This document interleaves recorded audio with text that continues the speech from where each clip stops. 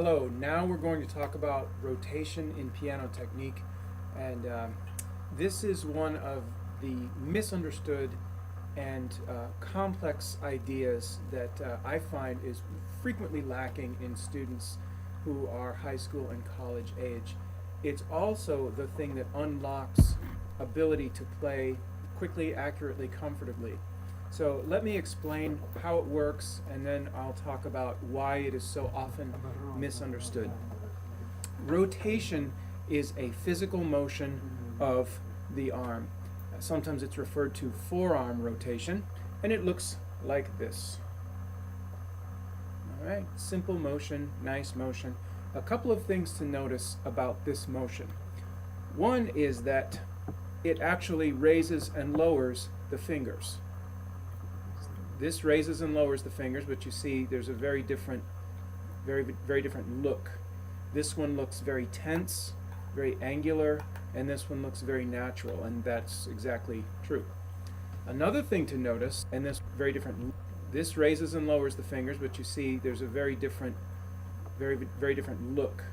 This one looks very tense, very angular, and this one looks very natural, and that's exactly true. Another thing to notice, this is maybe strange to you, but look at where the center of my hand actually is as I rotate. Look at what my middle finger really is. The center of the hand is not 3. The center of the hand is 2. And your hand is not on, straight. It's on attached about like that. And there is 2 right in the middle. 2 is the axis of the hand. That is extremely important to know later on when you solve technical problems, to know where the middle of your hand is, to know where the balance point is. Now, how do we use rotation in piano playing? One of the simplest places to see it at work is in an Alberti bass figure. I'm going to play it with my right hand so it's easier for you to see. You know this Alberti bass stuff in Mozart all the time, where we have bottom, top, middle, top, those note patterns of a broken chord. So if you watch, I'll exaggerate and you'll see how this is an application of rotation.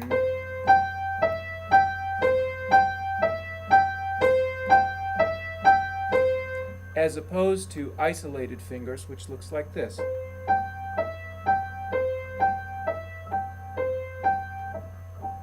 And again, notice the difference in attitude, in vibe that you get. Here's the one with rotation. Here's the one with isolation.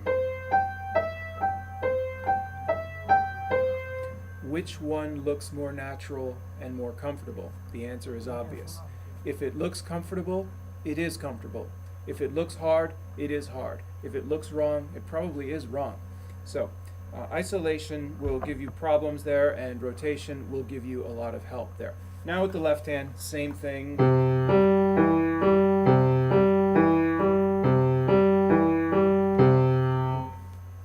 Now, sometimes when students start using rotation, they have the idea that playing with rotation is like, the dust mop, it's got the broomstick, and then it's got all the sort of shaggy yarn on the end, that it's like wiggling one of those, and the yarn on the end just sort of flies around like spaghetti, and I'm just flopping my hand around on the piano. That, of course, is not true. That doesn't work. If you go back to the video on structure, where we have that arch shape, where the muscles support it, but the bones are doing most of the work, here is where we apply that, where, yes, it's strong, it bears weight. I'm not flopping around the piano, but I'm also using muscular effort very, very efficiently, so I don't need an excessive amount in order to do this. Okay, so.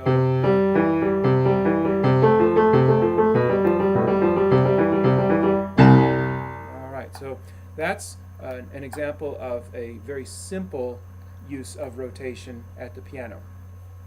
Now let's talk about a couple of other things. One is that you may have noticed, I hope you've noticed, that in music, notes are always alternating between strong and weak. Хочешь покупать дешевле, чем в магазине? Скачай приложение Юла. І купи пальто, пуховик или шубу. Whether you're on the basis of a half note and then another half note in a measure of 4/4, the first one's stronger than the second one, down to the level of the quarter note in a measure of 4/4, strong, weak, down to the level of the eighth note, strong, weak, and then down to the level of the 16ths, 1E and a 2E and a 3E and a strong, weak, medium, weak, strong, weak, medium, weak. I can't even say it fast enough. That means that we need to have a way of playing notes in groups of strong and weak, and rotation is perfect for that. Because of the way this gesture works, I can go in one direction and be strong, and then I can go in the other direction as somewhat of a rebound from that and get a weaker sound very naturally. But if I'm playing this with isolation, now I have to think about poking this one harder and now poking this one less hard.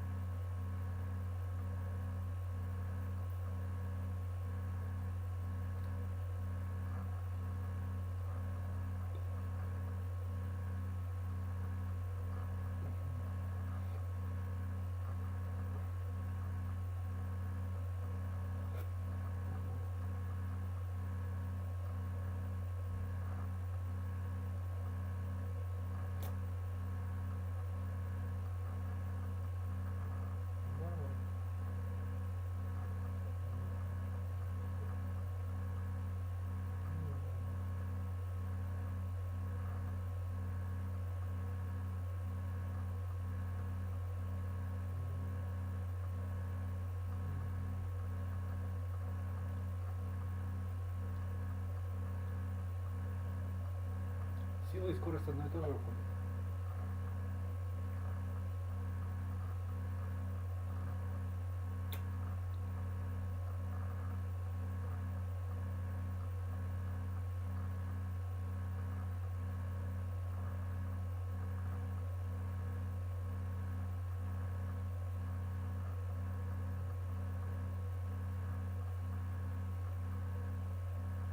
Ну, понял.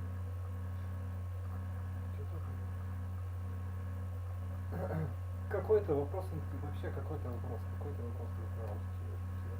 Наоборот. Все знают этот ответ, я так и не понимаю.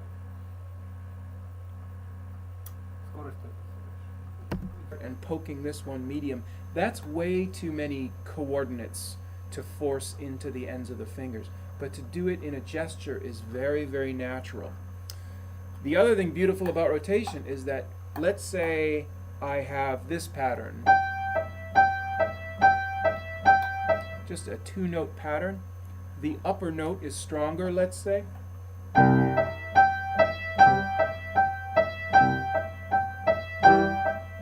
Well, my hands are designed so that I can put the emphasis on the outside of the rotation and then weaker on the inside, or I can do it the other way and I can put the emphasis on the inside, the thumb side, and the outside can be weaker. Rotation is reversible, it's ambidextrous. Strong, weak, strong, weak, strong, weak, strong, weak. And both are very comfortable and very, very natural. Now, let me explain the difference between single rotation and double rotation. In an Alberti bass pattern, every time I play a note, and I'm going to go to another key, I'm going to go to A major. Every time I play a note, here's A, notice how going this way now prepares me to go this way, and now because I went that way, I'm ready to go this way. And each note I play gets me in the right place to swing toward the next note. That's called single rotation because each note is just a single motion. However, if we change from Alberti patterns to scales, I go my first note this way, my next note, I'm ready to do it, so that's just a single motion to B. But now look at me at C sharp, 3 on C sharp. I'm down, I'm not ready to play C sharp. I need a slight preparation. Now for D, if I continue, I need a preparation. And now for E, I need a preparation. There are teachers that refer to this as a preparatory swing. Okay, let's do it one more time. Самозванець.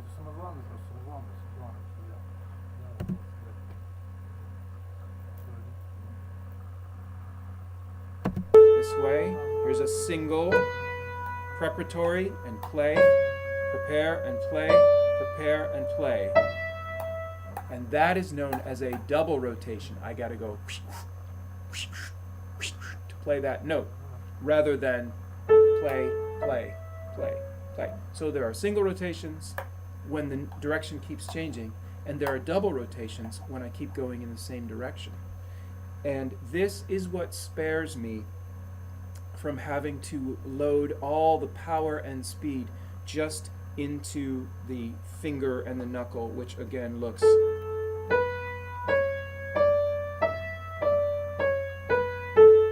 really terrible because you're not designed to play that way. You're designed just into the finger and the play. And that is known as a double rotation. I gotta go. So that's just a single motion to B. But now look at me at C sharp, 3 on C sharp. I'm down, I'm not ready to play C sharp. I need a slight preparation. Now for D, if I continue, I need a preparation. And now for E, I need a preparation. There are teachers that refer to this as a preparatory swing. Okay, let's do it one more time. This way, here's a single, preparatory and play, prepare and play, prepare and play. And that is known as a double rotation. I gotta go to play that note, rather than play, play, play, play. So there are single rotations when the direction keeps changing, and there are double rotations when I keep going in the same direction.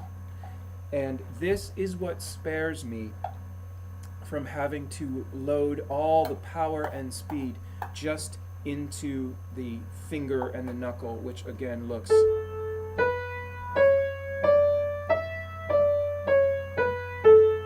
really terrible because you're not designed to play that way.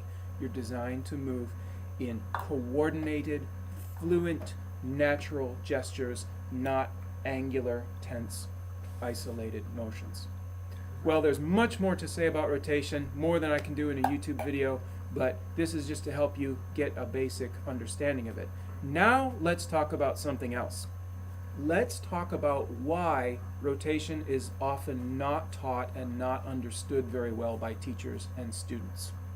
If you go back to Franz Liszt, the mighty pianist from the 19th century, Franz Liszt played brilliantly and he conquered the world and all of that, and then he taught everybody for a couple of generations.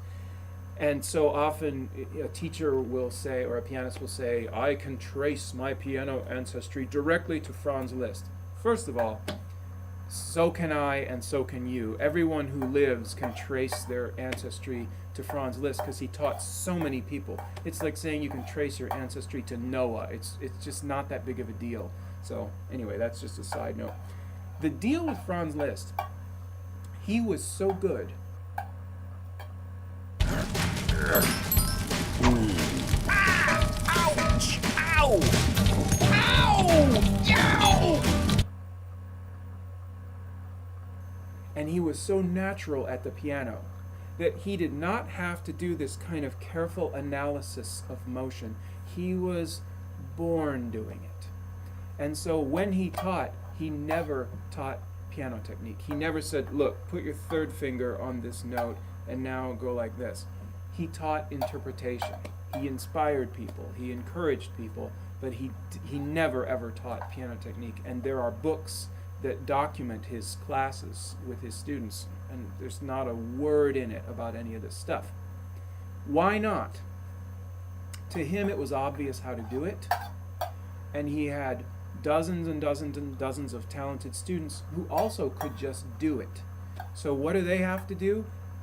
Just talk about how to play more epic and how to have a career or get a concert or, you know, that kind of stuff.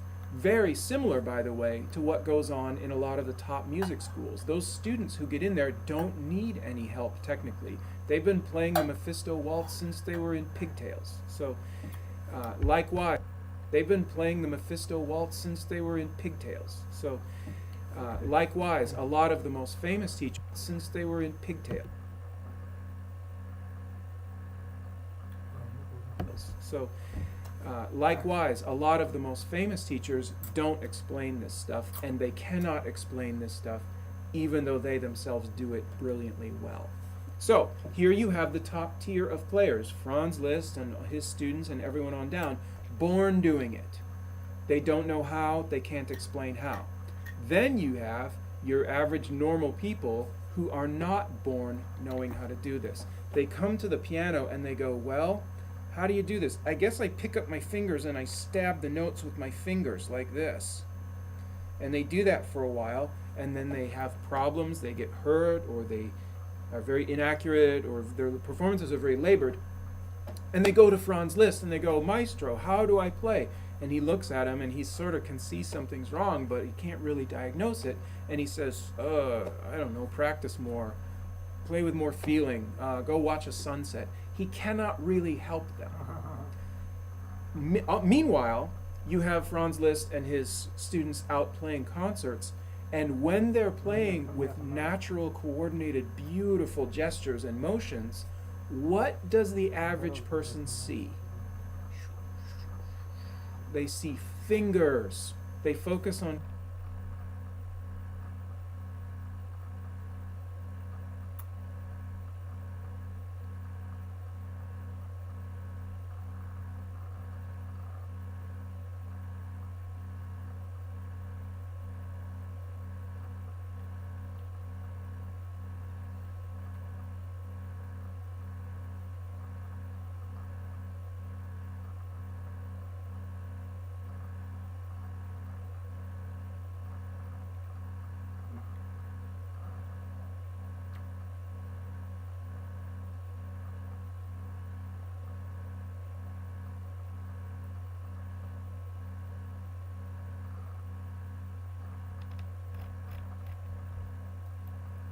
fingers flying around, and they go, aha, the secret of Franz Liszt and everybody else is their fingers are incredibly strong, like super robot machines. So let's write a series of methods called finger power, and let's exercise our fingers. And let's write a series of exercises,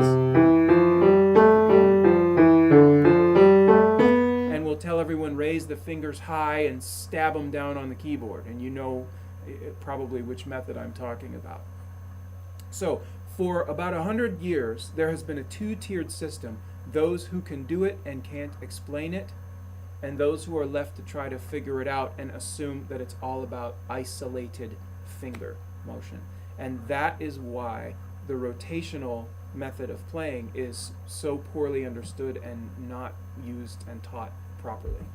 So, there's a little bit of history for you. Got a question? Why don't you contact me? We'll talk about it. Meanwhile,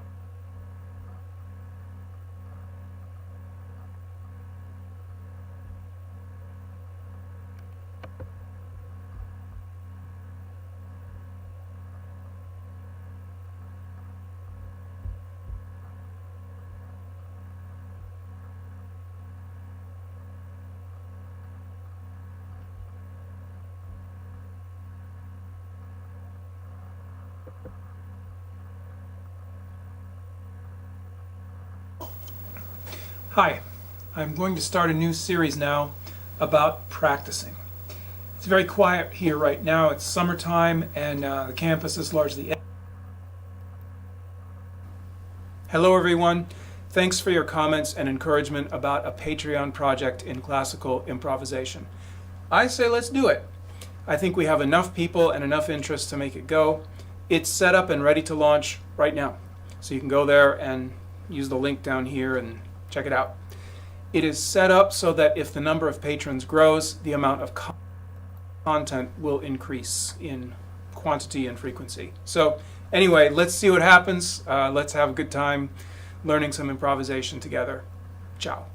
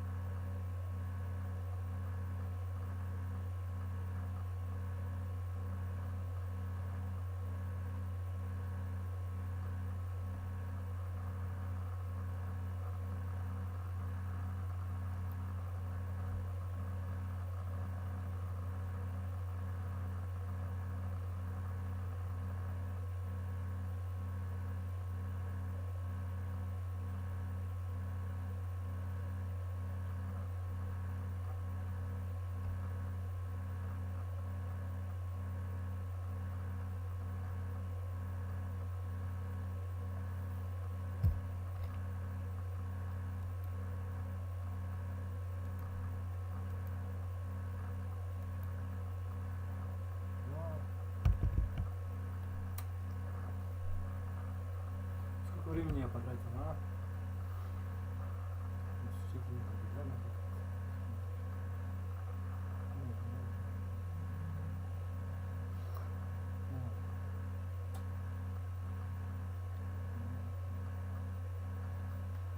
Жизнь прожита и ничего не сделано, понимаешь?